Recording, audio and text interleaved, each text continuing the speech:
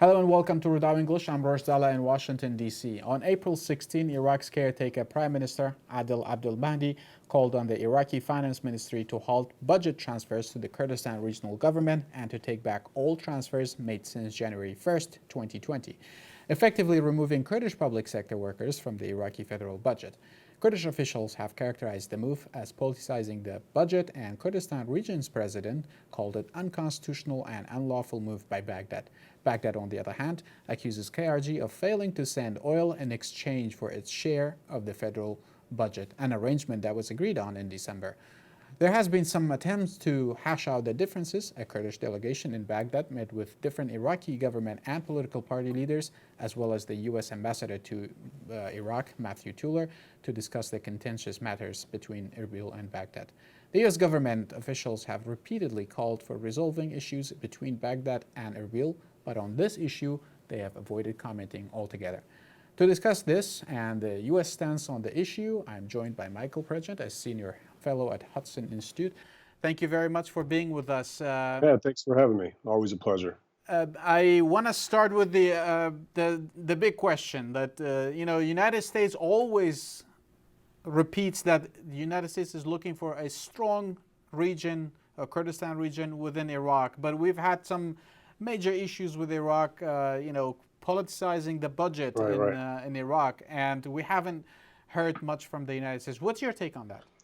Well, I think the United States is, again, the first effort is going to be to try to engage with Baghdad to fix all these issues. But as we see, the language coming out of Baghdad is very concerning to those of us who watch it very closely. The language is not changing in that it continues to be a government that leans towards Iran and is pressured by Iran, and the U.S. continues to think somehow that if we can have consensus with Tehran, Washington, D.C., and Baghdad, it'll be good for Iraqis. Nothing will be good for Iraqis as long as Tehran has a vote. Iran is a neighbor, but so is Saudi Arabia, so is Turkey, so is Jordan, so is Syria. Yet Iran is and Kuwait, and Iran is the only one with a vote. And until that changes, the Iraqis protesting in the south, the Iraqis are worried about Baghdad in the west, and the Iraqis and the Kurdish Iraqis that are worried about Baghdad in the north, all see things that I wish our U.S. diplomatic effort and our U.S. missions see. That Baghdad is a government that will continue to be pressured by Tehran, will continue to disenfranchise its communities, not only its Kurdish community, its Sunni community, but now we're seeing a concerted effort to disenfranchise the Shia youth in Iraq. So this is the first time the United States has had an opportunity where all Iraqis from all different ethnicities and religions want a relationship with the United States and wants Iran out.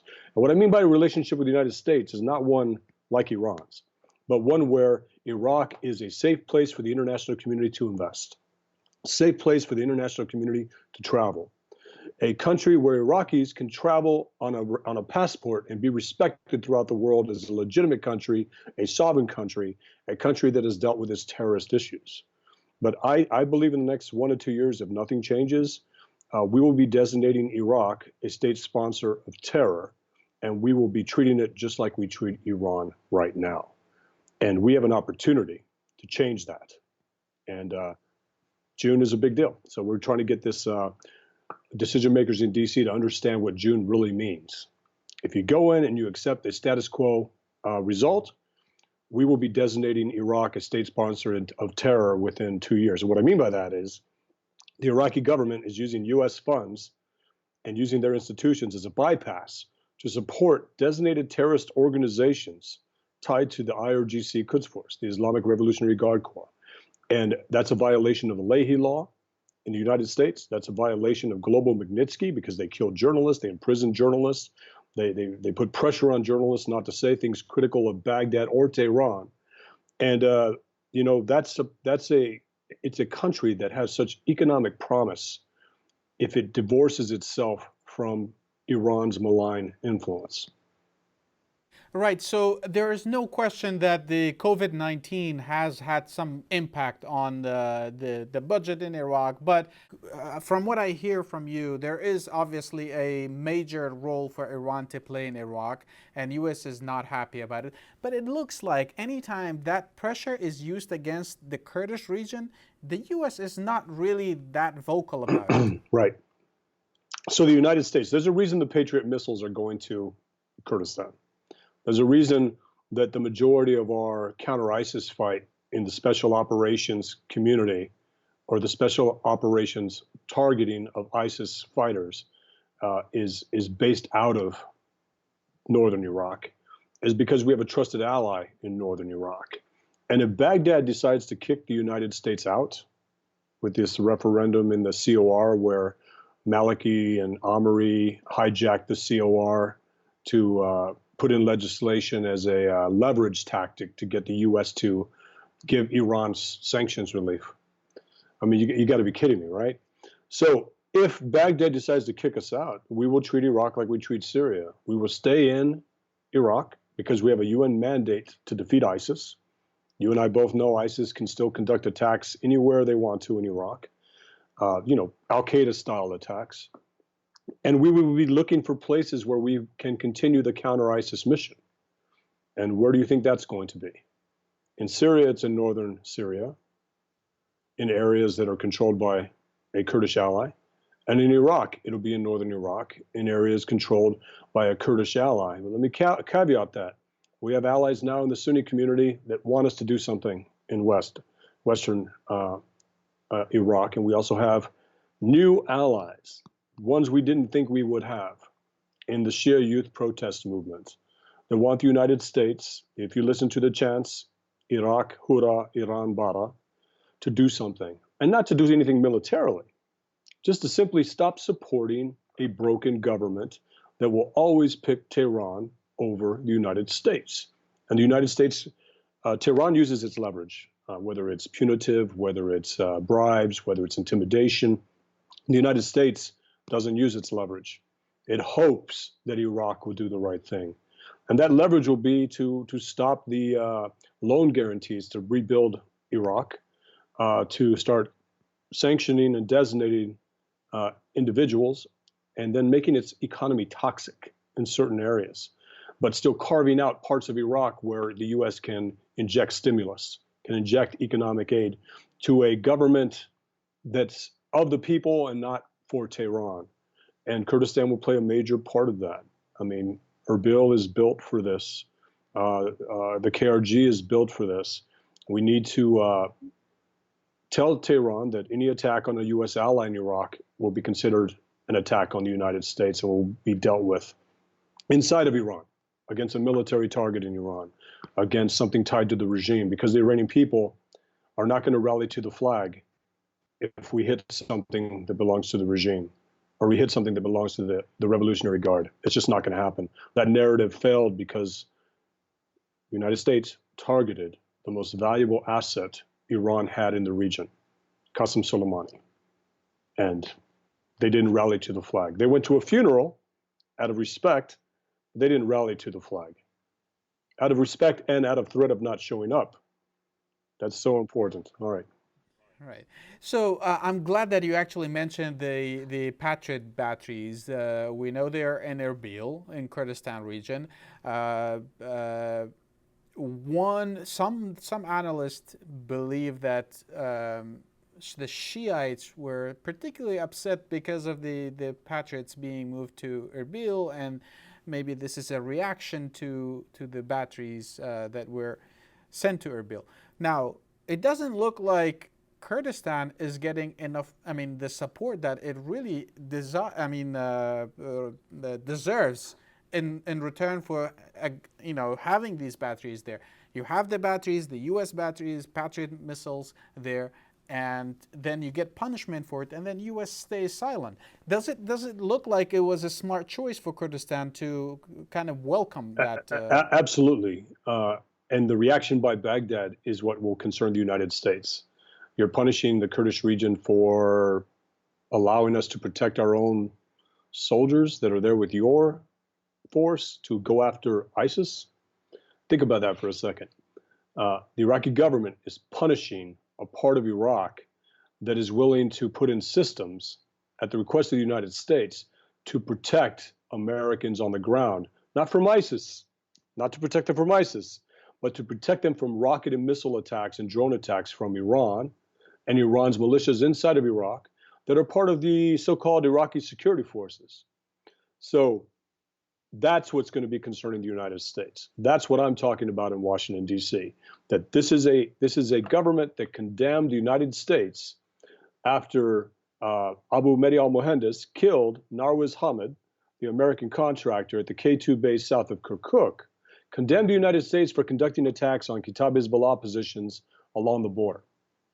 And the same government who opened the gates to the international zone to allow Kitab Hezbollah to come in and conduct a rehearsal attack on the U.S. embassy. That's what, 3 months ago, 4 months ago? You know, this is not ancient history. This just happened. Inside of this election cycle, this happened. And Washington, D.C. is taking notice of who our friends are and who is in the pocket of Tehran. Right. So the thing that I still do not kind of understand is that the U.S. says that they want a country, Iraq, that's stable. They want a region, Kurdistan region within that country that's kind of, you know, stable and has its own some degree of autonomy. But what is it that's with holding the United States to, you know, comment on the issue or to tell the Iraqi government and the Kurdish government perhaps to get together and solve the issue? And when you know, so when you look at the issue now, there has been laws in the past that was passed, and Iraq agreed not to politicize the Kurdish public service salaries, and you know, in the future. But again, they've done it again. It looks like a straightforward kind of issue where the U.S. could interject and say something that could lead to more stabilization in Iraq, but U.S. is not. Yeah, you're exactly right, and that should change. And these actions, these recent actions, might finally get us there. Remember, this is not the Iraq of the Kurdish referendum, where we thought we had a partner in Baghdad and we thought we had progress after we defeated ISIS. This is a different Iraq. This is a Baghdad that criticized or that condemned the United States for attacking a terrorist organization because Tehran told it to. Things are changing, but here's the playbook, and this is what's concerning to Kurds, I'm sure, and to those of us that know who our allies are in Iraq, is that Baghdad believes that the United States has abandoned the Kurds. And the Kurds believe the United States has abandoned the Kurds. So they think they have leverage. They believe that if they simply give some ministry positions to the KRG will stay quiet and do whatever it says. They believe that if they use the budget to continue to push money into the Kurdish region, the Kurds will be quiet and won't disagree with Baghdad. They've not only cut off that budget, thinking that they can do it without repercussions. They've also changed out the ministries under the next plan. They don't feel a need to do these things anymore. The divisions within the Kurdish regional government also need to be addressed. You know, the influence in certain parties is different than others. The United States needs to take notice. This is a recent issue, the Patriots moving there and the budget being shut off. How old is it now? A couple weeks old? Less than a couple of weeks. So sabr shwaya, I would say, is what I'm always told. But this is different. This is not 2017. This is not a Baghdad that is an ally. This is not a body putting out an op-ed in the Washington Post. This is an intel director that Ismail Khani, the Revolutionary Guard Corps commander for the Quds Force, supports. This is a time where the United States is looking at how naive it has been with believing that Baghdad is somehow a partner. An intelligence director, Mustafa Kadhimi, who wants to go after ISIS, we should not confuse that with a prime minister who will take on Iran. It's always easy to go after ISIS, Daesh. You know, you always hear Kula Sunna Irhabin. So just aim that way. And then what they did to the Kurds in 2017 was embarrassment for me. Our response was an embarrassment for me because I thought the United States would actually look at this as a serious insult to one of our allies and support it. And instead, with, of course, Brett McGurk's push and the General Mattis pushing this one Iraq narrative, that's changed. I will tell you right now in DC, Biden's plan to divide Iraq has some momentum. It may not be a good thing, but the one thing that Biden did when he was vice president, when he said that we should divide the country in three, it was the first time a U.S. president had united all Iraqis to disagree with him. Maybe not all Iraqis, but you know what I'm talking about. But now, if we don't have an ally in Baghdad, we may be looking at dividing the country in three, as in the United States will have support to the Shia youth, to the Anbaris, the Muslim population, the Sunni Muslim population in the Sunni Triangle, and the Kurds, of course, because we cannot let a corrupt, a Tehran-leaning Iraqi government continue to allow existential threats to be born in Iraq, whether it's Al-Qaeda in Iraq, whether it's Daesh, and now these militias. Those militias have aspirations. The militias want to go to Jerusalem. The militias are now part of the Quds force, the Jerusalem force. And we're not going to let a bunch of suits in Baghdad with ties to Tehran keep the United States from doing the right thing. And I truly believe that, because even a Democrat president is not going to want to be embarrassed by a supposed ally and have a rise of ISIS under his watch. And we'll be hitting, pushing for policies and making recommendations on how to deal with it. Sorry to talk so long. Go ahead. Sorry. No. This is interesting, especially the comment on perception of United States abandoning the Kurds. So let me be clear that the meetings are still going on between the Kurds and the Shiites. Today, some of the Shiite parties, especially the Sadrists, were saying that we did not understand the issue fully. Now we understand. Kurdistan region is delivering the oil revenues that they were supposed to, oil products that they were supposed to. So supposedly now they understand. But one thing is clear: it's a political issue. It's not a technical issue. They've withhold the budget because of political issues. Whatever they are trying to get Kurds to do, that's what it's making them make that decision.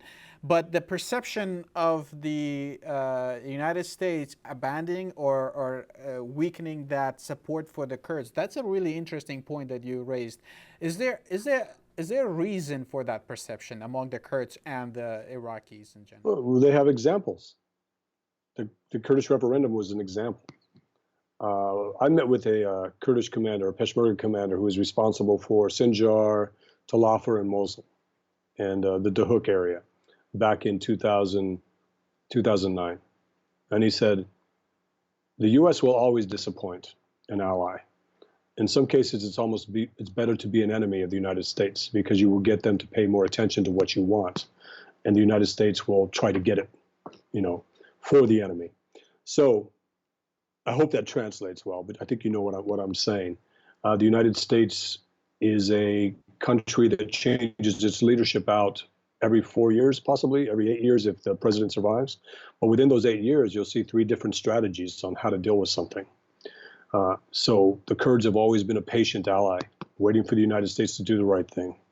And I think Iran and Baghdad are giving the United States an opportunity to do the right thing, not only for the Kurds, but for, again, the Sunnis and the Shia youth.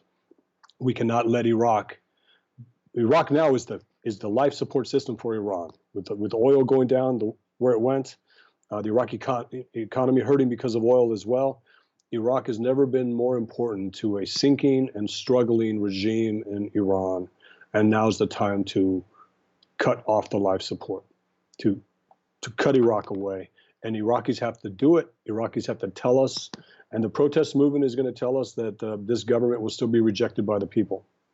I think the best thing is new elections, emergency elections with UN oversight, political parties that break away from the status quo political system, and that's going to be the way forward. Otherwise, the United States will simply have to use its tools, sanctions, designations, make Iraq's economy toxic, and then we'll just stay in places that we're invited in, as long as there's an ISIS threat, as long as there's an Al-Qaeda threat.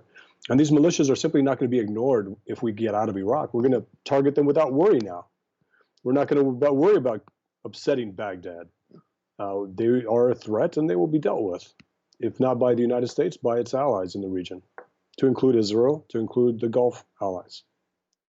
Right. So is it really a belief in the United States that, or in Washington D.C., let me say, that with the current political system, where with the political parties in power, with these kind of elections every now and then that we know they're not that great, that does the U.S. still have the hope that Iraq will break away from Iran? Because it doesn't, like you were saying, it doesn't look like there's any short-term kind of plans for such thing. So the Americans you talk about are new Americans every 2 years.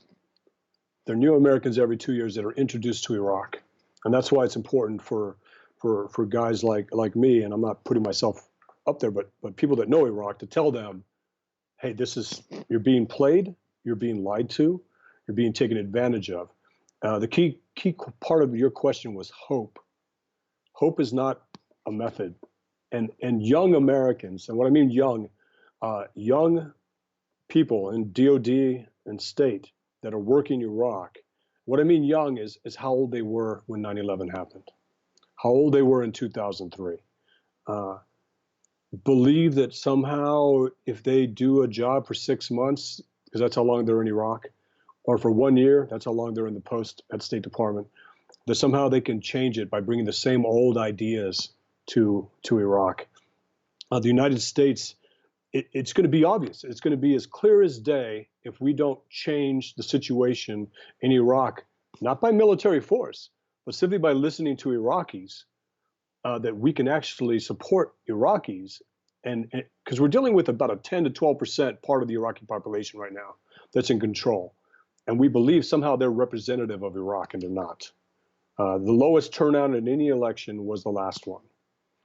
Evidenced by the Sadrists. I mean, come on, who would have thought Muqtada al-Sadr's party would have done so well? Well, you can do well if you can mobilize 1.5 million people.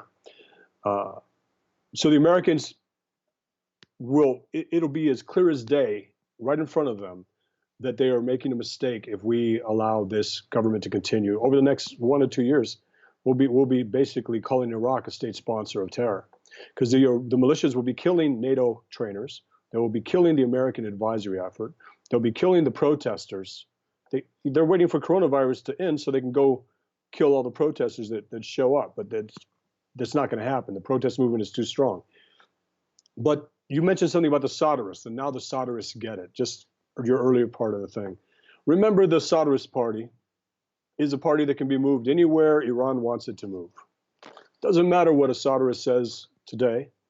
All that matters is what Tehran tells it to say tomorrow. Muqtada al-Sadr has changed his position, as many times as Brett McGurk has. Except Muqtada al-Sadr has more of a popularity with his people. Probably a terrible analogy, but the Sadrists are not the hope for Iraq. It doesn't matter if the Sadrists understand something. If Tehran disagrees with their position, Tehran will move leadership. It's just the same dynamic. This is something that somebody who's been watching Iraq since 2003 understands. It's not something somebody who just got introduced to the Iraq file in our government understands.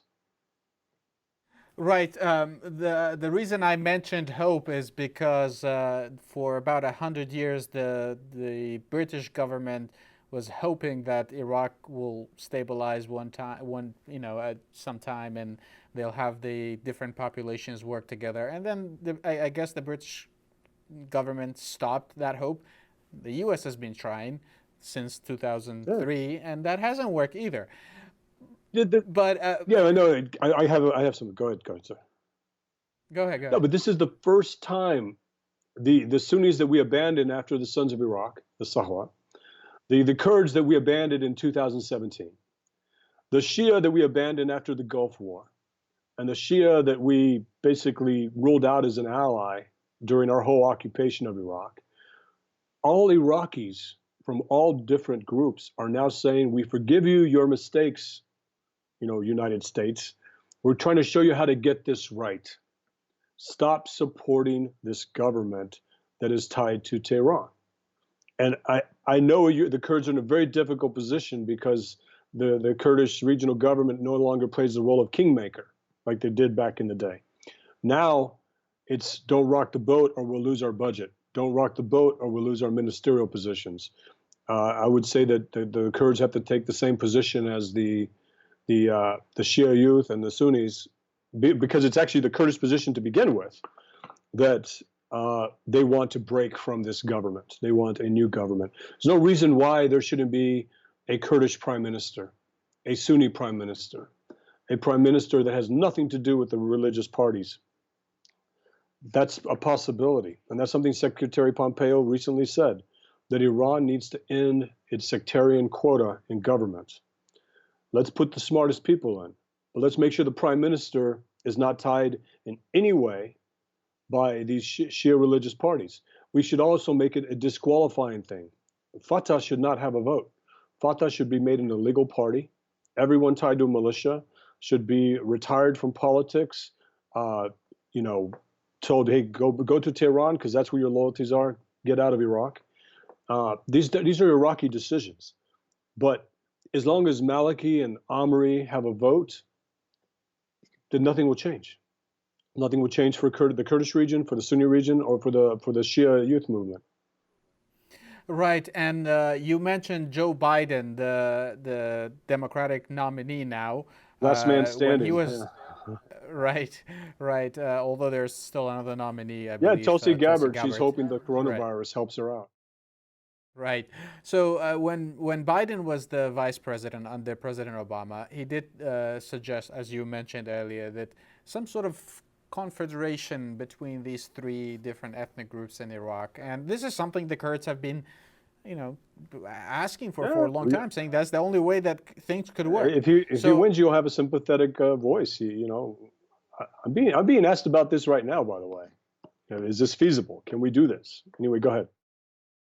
Right. So that was part of my question too. Is it feasible? And also, should we, the Kurds, let me rephrase that, the Kurds root for Biden instead of Trump in the coming election? Absolutely not, because what Biden said back then, you see there's a thing that politicians say. My position has evolved. Remember, Biden believes that if we simply lift sanctions on Iran, we'll have better relationships with Iraq. This is not good for the Kurds. You have to look at Biden's Iran position.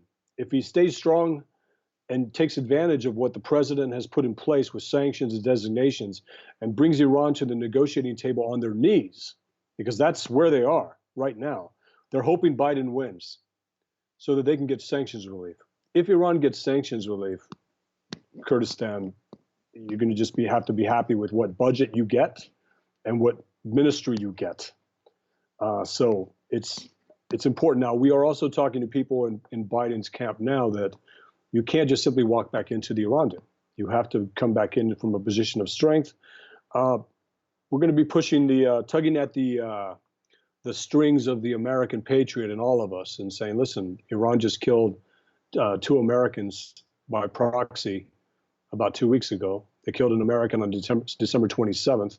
Every time you went to Baghdad, Qasem Soleimani said to bring rockets on the IZ because you were there, because he considered you da'if. And then you just had this report from Osama bin Laden that he wanted Obama gone so that Biden can make decisions because Biden was not a good decision maker. So that doesn't mean you vote for Trump. We got to get Trump to change his mind on Kurdistan also.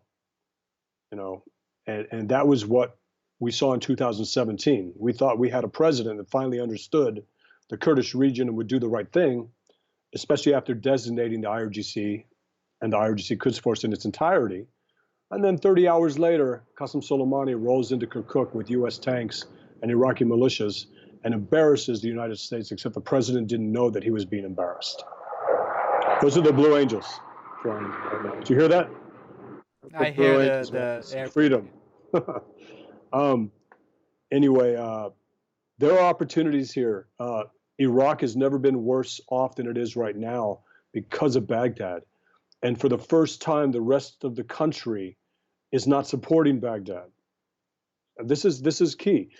the Shia youth parties will be, I'm told, inclusive. We'll bring Sunnis in, we'll bring Kurds in, we'll make it a nationalist party that is tilting towards the West and the international community and away from Qom, away from the mullahs, away from Tehran's control of Iraq. This is hopeful. All revolutions are hopeful, but they need momentum. There's opportunities here to get this right, because if we continue, we're just simply going to get it right by just sanctioning, designating, and labeling Iraq a state sponsor of terror, to where the Kurds will now be able to sue in the international court and get money from Baghdad because they're a state sponsor of terror and they're killing Kurds. They're killing Sunnis. They're killing the Shia. And that will make people that are in charge of killing protesters the number one people to be put in front of the Hague, the international courts for human rights abuses. This is the future that Iraq will have if it continues to pick Tehran over the United States, regardless of what U.S. president is there.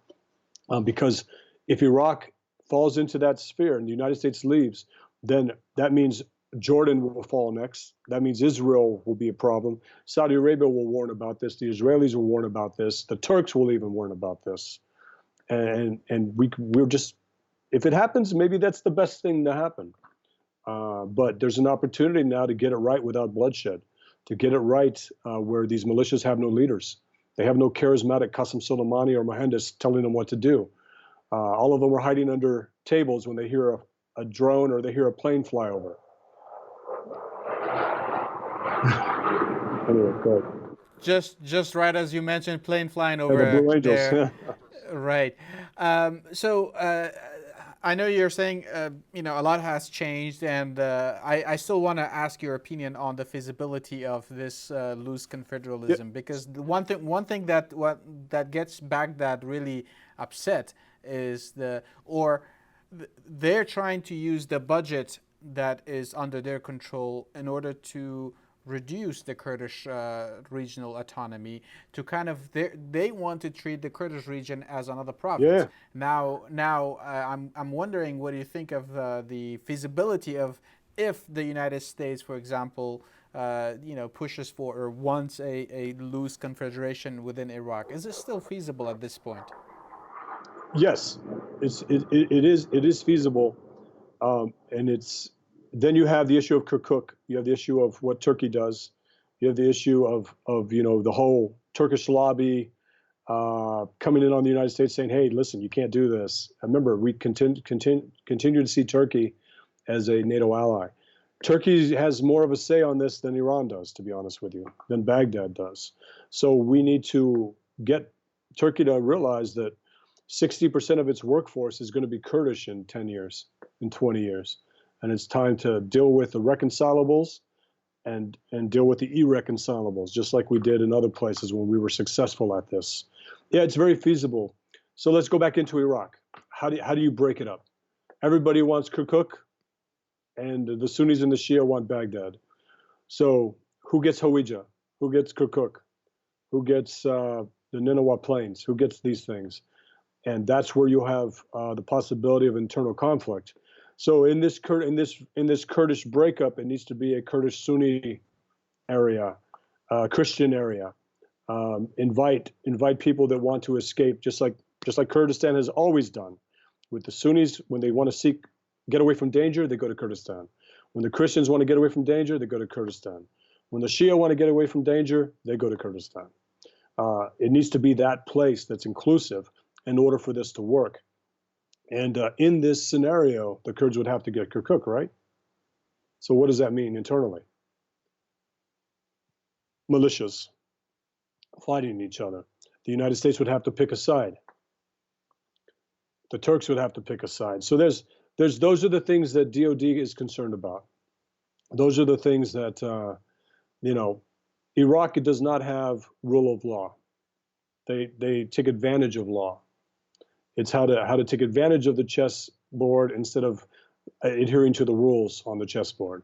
The Constitution is put on the shelf until you need it to take advantage of it. Rule of law is put on the shelf until you need it to punish an adversary, but never yourself. The Baghdad never holds itself accountable. So it's all of these things. But we may have no no choice. If Baghdad kicks us out, we will continue to stay in Iraq under the UN mandate, and we'll go where we feel safe. And where we feel safe will be places where we have an ally, where we have where we show strength, and where we have air defense systems. And that's going to be the North. Michael Prugin from the Hudson Institute via Skype. Thank you very much for being with us. Thank you. Ramadan Kareem, man. Ramadan Kareem. And thank you for watching.